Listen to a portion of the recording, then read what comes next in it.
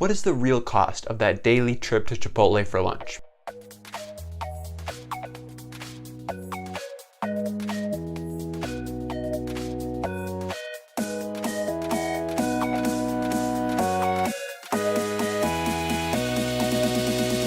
How are you guys doing today? My name is Apple, and today we are filling in the financial gap between schools and the real world.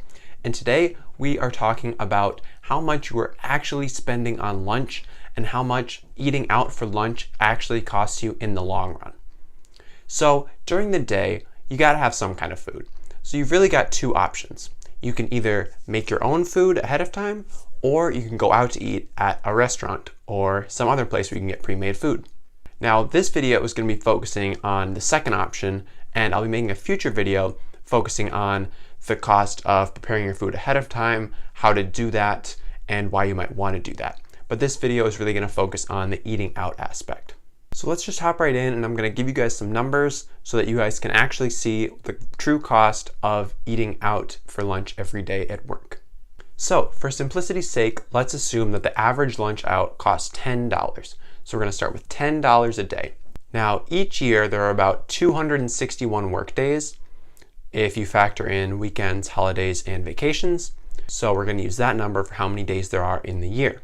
So by multiplying those two numbers together, we're going to get $2,610 that you're spending every year in order to eat out for lunch. Now let's make this a little more interesting. Now let's multiply that $2,610 by 45 years, or the average amount of time that a person in the United States spends in the workforce. So when we multiply that out, we're going to get $117,450 for the total amount of money that you're going to be spending on eating out for lunch if you eat out every day of your working career. Now, over $100,000 just for lunch. Think about that. That is a huge amount of money that you're spending for eating out. Think of all the things you could buy with $100,000 throughout your life if you, instead of eating out every day, decided to prepare your own lunch. But let's take this a step further. What if, instead of spending that $10 a day on your lunch, you instead decided to invest that $10 a day in an index fund tracking the S&P 500? So historically, the S&P 500 has returned about 10% every year. And inflation has been, currently it's at about 2%. So if we take that 10% return from the S&P 500, subtract the 2% of inflation, we're going to get the real return rate of 8% a year. So if we invested that $10 every day at an 8% rate of return over that same 45-year time span, let's see what happens. So that $10 a day, 261 days a year, multiplied by 45 years, is going to add up to just under $1,090,000. You could retire with over $1 million if you made the one simple change of, instead of eating out every day, bringing your own food from home. That is the power of compound interest right there. Making this one small change multiplied over 45 years can result in over $1 million difference. Now, young people are disproportionately affected by this expense because instead of seeking to make their own food at home, they are much more likely to go out and opt for the convenience factor of getting pre-made food.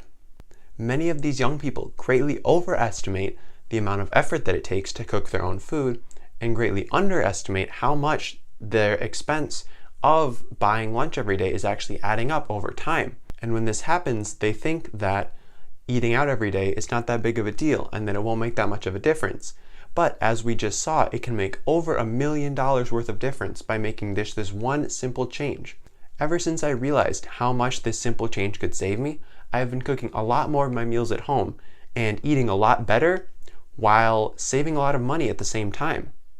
So it's really a win-win because you get to eat food that tastes better for you, and you save a ton of money in the process.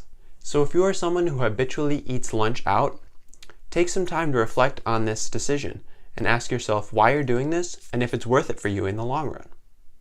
Anyways, that's about it for the video, guys. Thanks for sticking around. If you enjoyed the video, please leave a like and subscribe, and be sure to click on that notification bell to be notified of any future videos I put out. And I should mention that I just released my new ebook, and it's free to download. The link will be in the description, so definitely check that out. It's got a ton of resources for millennials looking to become more financially free and to build financial confidence, so definitely give that a look. It's down below, it's completely free, and until next time.